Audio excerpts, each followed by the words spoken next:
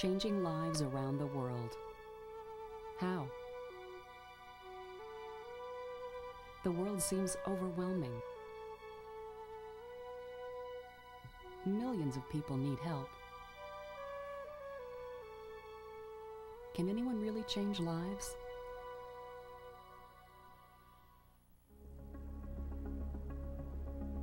With your help, International Partners in Mission is changing lives around the world.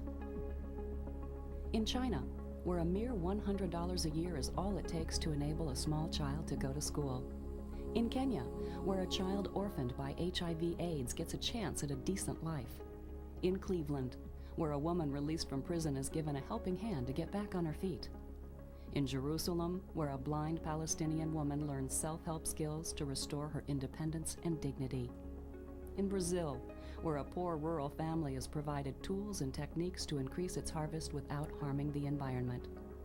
In dozens of locations like these around the world, International Partners in Mission is changing lives. It seems like a core value of the organization is that of self-empowerment, working with people who are finding solutions not only to individual problems, but also to societal problems. And so, to me, that's a major component. And that's why, IPM can do the work it can do. It's the value system. The projects IPM supports embrace all religions, cultures, races, and regions, and must share a common passion to promote justice, peace, and hope in one of 5 categories: health, children and youth, environmental justice, community building, and women. Pressing health issues are the focus of projects like this one in India, where lepers receive respect, employment, and health care vital to their well-being. We give them, to start a new life, some goats, and we give water buffaloes, sewing machines, so that they would feel they're part of the society and that somebody cares for them. And that's what IPM's main focus is on. Children and youth projects provide a safety net for children who might otherwise fall victim to indifference. They may be 2 or maybe even 3 years behind in their reading or math skills. That's primarily due to having to deal with issues of maybe homelessness, alcohol or drug abuse at home, just general poverty issues. And so what we're able to do is kind of come into their lives and provide a very personal approach to helping them with their schoolwork, getting them on task, starting to develop a little more discipline and their ability to accept their day-to-day responsibilities without them being so overwhelmed because they're being partnered up with others that are doing the same thing. And so all of a sudden their skills come up, they generally get back on task, and we've seen kids turn around dramatically in a single school year.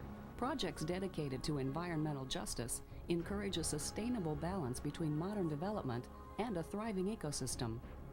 We're working a lot with pro-environment programs, tree nurseries, biogas latrines, improved cooking stoves, so their health improves, if there's some income generating opportunities through agroforestry initiatives.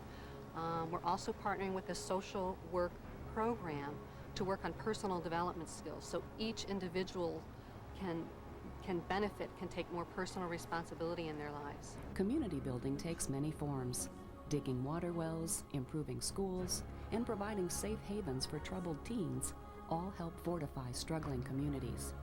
Without this opportunity to get their education, they're stuck where they are, and it really is a very basic existence. They have very few opportunities to get into a job market. The only market that's available to them is the informal market, what they can sell, what they can, either whether it's coconuts or whether it's a service. And it is a very difficult neighborhood. It's a very tough neighborhood. The 5th project category is women. In places like Panama, mothers learn basic health care for their families.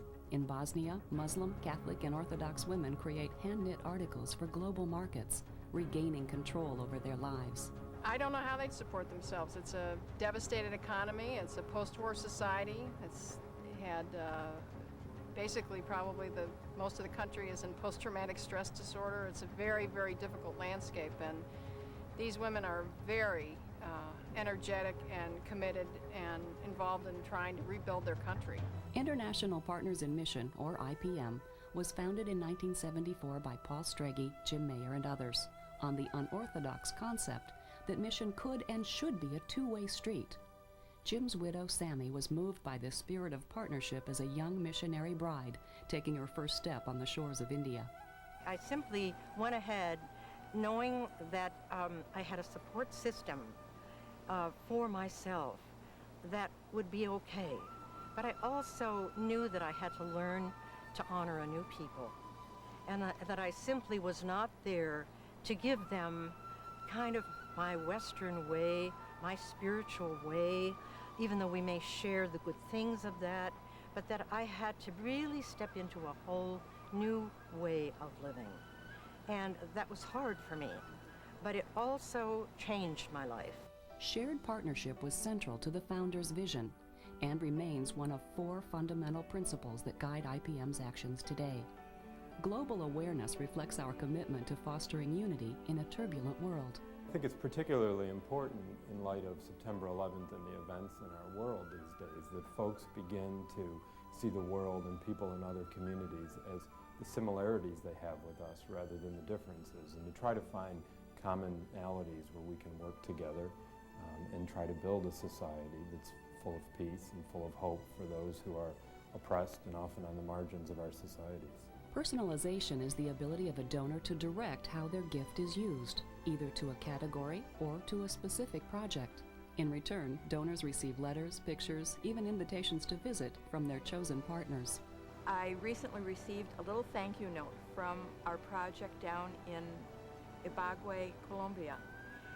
It was a tiny little card, and it had children all around it, and it was written by one of the children in the project where they have an after-school program to help these children who have been through unbelievable circumstances.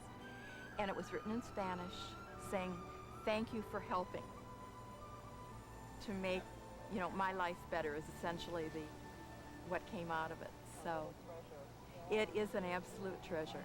And finally, facilitation is the gift of planting small seeds to reap a larger harvest. In my way of thinking, and this is only my opinion, facilitation is the ability of an organization to put together all of the little pieces and end up doing a multiplication. The lives that we touch are not just one time, one event, one person, but that person will then go out and touch the lives of others. No one understands the healing grace of touching others better than Susan Baker. Susan lost 2 of her children in a terrible car accident and finds that helping underprivileged kids through IPM offers bittersweet comfort.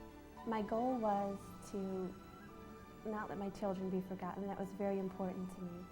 And through IPM, I think I'll be able to achieve that goal.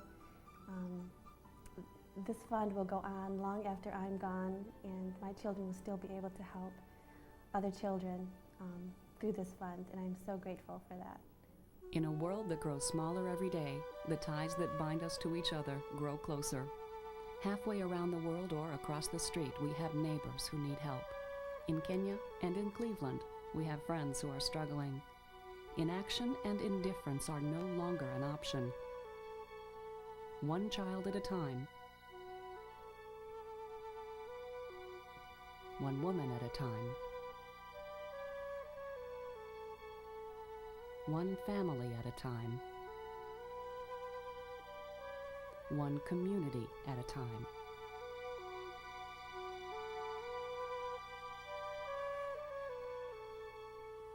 International Partners in Mission is changing lives.